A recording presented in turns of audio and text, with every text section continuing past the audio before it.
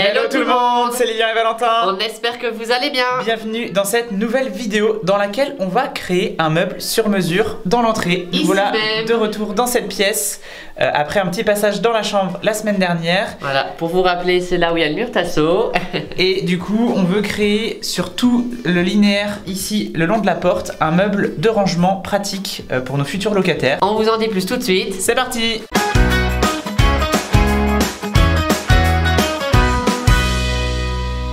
Bon, du coup ça fait un certain temps qu'on a ce projet de création d'un meuble d'entrée. On l'avait un peu mis en suspens le temps de finir justement d'aménager l'entrée.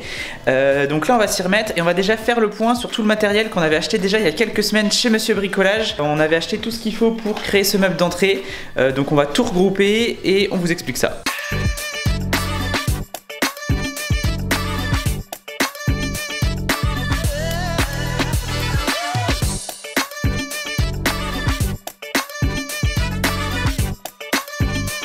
Donc on a fait un petit schéma de notre meuble et là on est en train de réfléchir à comment est-ce qu'on va constituer tout ça pour être sûr que le meuble soit exactement comme on l'a imaginé. Comme il n'y a pas de place dans la chambre pour mettre des rangements, on a prévu dans l'entrée tout cet ensemble. Il y aura une grande commode avec plein d'étagères qui iront jusqu'au plafond. Et sur la gauche, il y aura tout un espace banquette au niveau de l'entrée avec le grand plan de travail, des petits paniers en dessous, des petits placards. Et juste là, un petit géranium. Et une grande penderie au-dessus pour faire pendre les manteaux. Bah genre là, la planche, sinon elle tient comment si on met pas de truc au milieu? Bah avec ça. Ça des deux côtés. Et ça, c'est juste pour les consolidations des murs. Ah oui, ça c'est pour... oui. Donc ça veut dire 6 et 3, 8. 6 et 3, 9. Donc il en reste encore 2. Il en reste encore 2.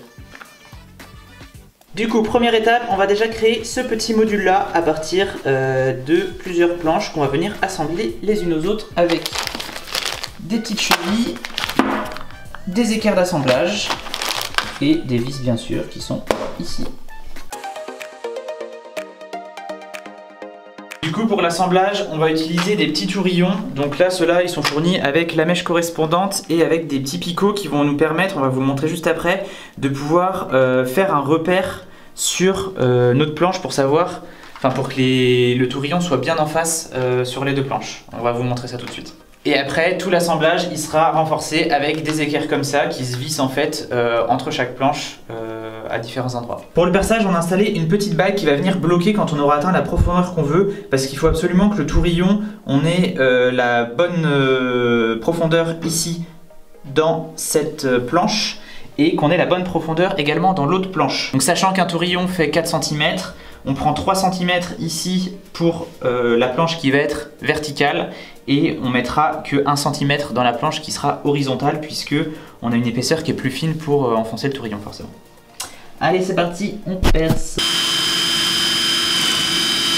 Ensuite, on va venir installer ces petits picots à l'intérieur qui vont nous permettre en fait de marquer sur l'autre planche les repères de là où on doit percer les mêmes trous pour enfoncer les tourillons. Là, on a rebougé la bague à 1 cm pour pouvoir maintenant percer sur les 3 repères qu'on vient de marquer. Et maintenant, on fait la même chose de l'autre côté.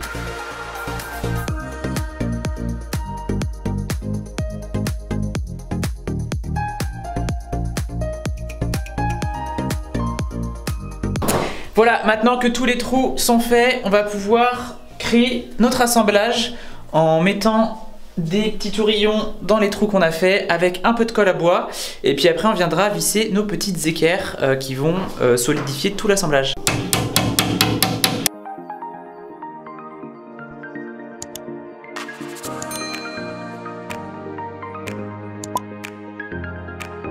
Voilà, donc là, notre structure est bien assemblée.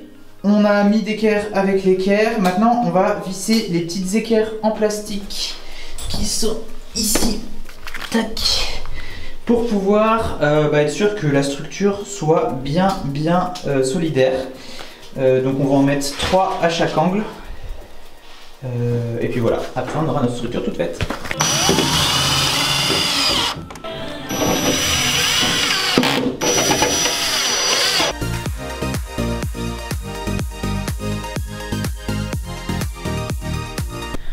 Donc on a notre structure, on passe aux portes. Donc notre porte elle va faire la longueur de notre structure. On va juste garder un petit écart de 5 mm pour le bas pour être sûr que la porte s'ouvre et se ferme bien et que ça racle pas le sol.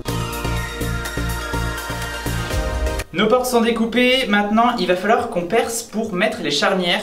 Donc pour ça on va utiliser ces petits gabarits de perçage. Il y en a un pour la porte, il y en a un pour la structure. Et en fait on va venir les caler sur la structure pour faire un repère, mettre le même repère sur la porte. Et ensuite en fait on a les petits trous sur les gabarits qui permettent de percer exactement où il faut.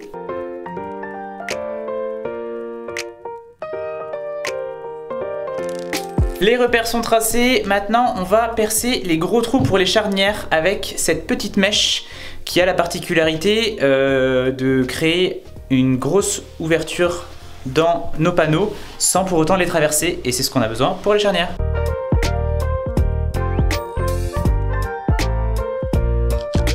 Et voilà, charnière accrochée, maintenant on fait la même chose avec la deuxième porte.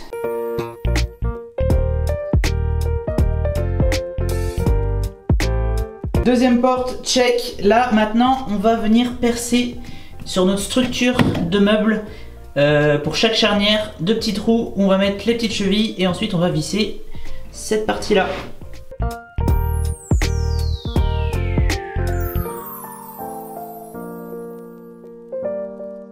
Et maintenant, qu'est-ce qu'on fait? On le relève et on fixe les portes. Donc, du coup, on a installé des petites équerres pour être sûr que le meuble tienne bien par rapport au mur. Et là, on va fixer les portes.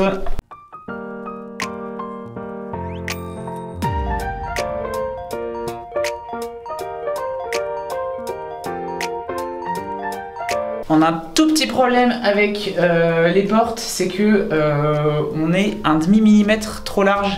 Ce qui fait que du coup on a une porte qui ferme pas. Donc on va juste redécouper un tout petit peu la porte, recoller un champ sur le bord et puis ensuite on pourra la refixer. Et voilà, le problème de porte est réglé, les portes se ferment bien. Du coup maintenant on va passer à cette petite partie là. On va mettre un socle en bas sur lequel on va venir mettre deux panneaux verticalement qui vont ensuite supporter un plan de travail qui servira de banc en fait. De petites banquettes pour se déchausser et peut-être faire une petite pause. Bref, vous avez compris. Donc du coup là ce qu'on a fait c'est qu'on a découpé 3 planches comme ça qu'on va venir également percer pour pouvoir hop, les solidariser avec la structure du bas et ensuite c'est là-dessus qu'on viendra poser notre plan de travail. Donc là on va en avoir 3 comme ça. Hop, qui serviront d'appui du coup pour notre banquette.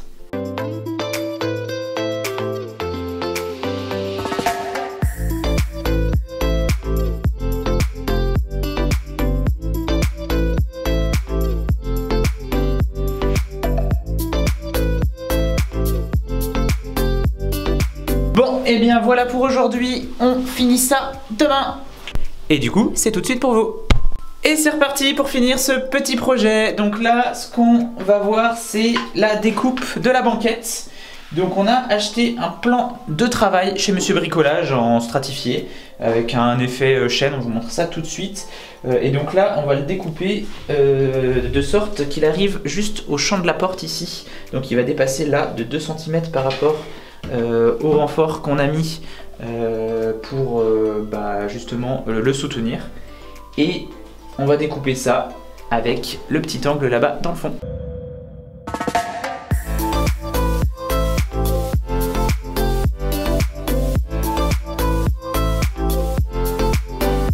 Et voilà, notre petite banquette est bien découpée. C'est même plutôt pas mal du tout. Et donc là, on va la fixer avec des équerres au mur. Et puis on va en mettre également sur la planche ici pour que tout soit bien solidarisé.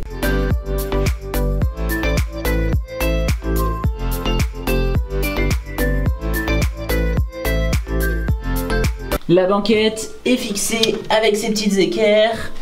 Elle repose bien sur les appuis qu'on avait créés. Et là, on mesure pour faire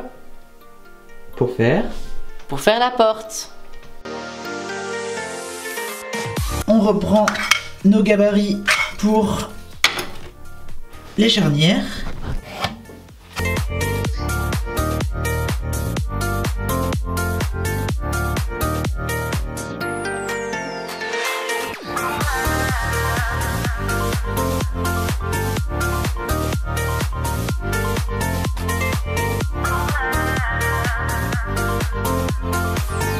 Là du coup on a fait un petit joint en silicone tout le long pour que ce soit plus propre. Et là, dernière étape sur les meubles, on doit mettre un petit champ adhésif, notamment ici sur les... Oula.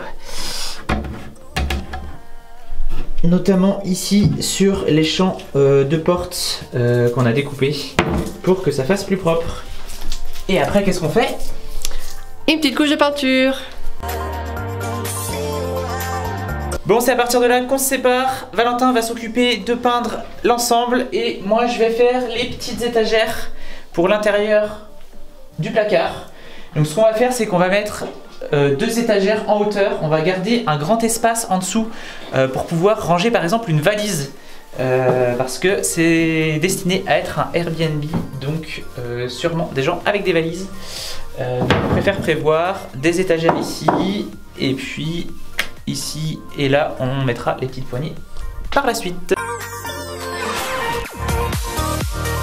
Voici, ça passe. Longueur parfaite. Ouais, ça peut même tenir sans picot. Ok. Hein? Avant de peindre les portes, on va pré-percer les trous pour les poignées parce que sinon on va faire de la poussière sur la peinture après. Au moins comme ça sera plus sûr.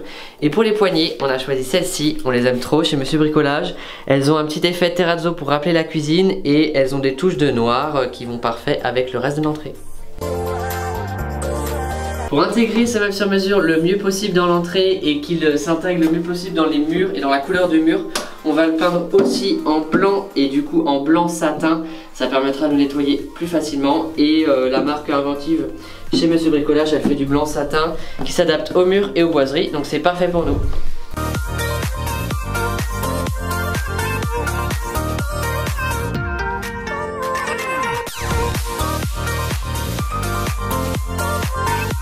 Et nous voilà quelques heures plus tard, notre peinture est en train de terminer de sécher. En attendant, on va installer ici une petite tringle pour avoir une petite penderie tout simplement pour pouvoir accrocher des manteaux, des chemises, etc.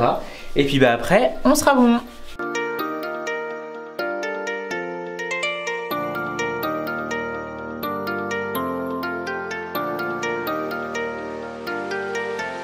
Là on est en train d'installer des chevilles mollies au plafond pour tenir la tringle. Comme ça pourra permettre de vraiment supporter une charge. Et forcément on va cacher ça après, on va reboucher. Mais il a fallu qu'on tombe sur le rail au tout début, donc petit trou pour rien. Carnage. On a eu le seum. La tringle, c'est bon. Il nous reste une toute dernière étape avant de vous montrer le résultat final, c'est d'accrocher les petites poignées. Prêt pour le résultat final?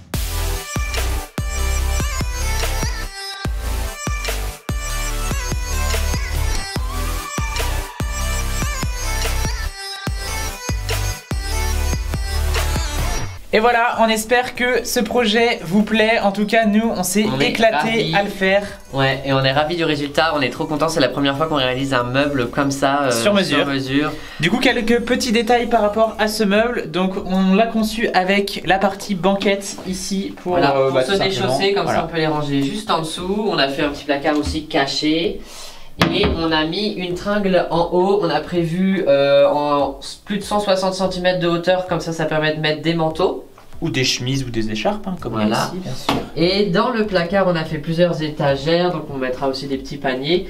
Et important, on a mis une étagère en bas de hauteur 80 cm, ça permet de faire rentrer la plupart des valises. Comme on vous l'a bien expliqué, ce sera le rangement principal du Airbnb. Il faut savoir que dans la chambre, il n'y a pas trop d'espace pour mettre une commode et puis on voulait pas trop encombrer l'espace non plus. Il y a énormément de rangement dans la cuisine, mais on n'a pas forcément envie de ranger ses vêtements dans la cuisine. Et comme on a réfléchi cet Airbnb un peu comme un hôtel, on s'est dit c'est sympa de pouvoir rangé dans l'entrée. Et puis l'entrée est sympa. Et voilà, du coup on a l'espace rangement. Ici il y aura l'espace avec les WC et la machine à laver qu'on va bientôt vous montrer. Donc n'oubliez pas de vous abonner pour pas rater la suite, bien sûr.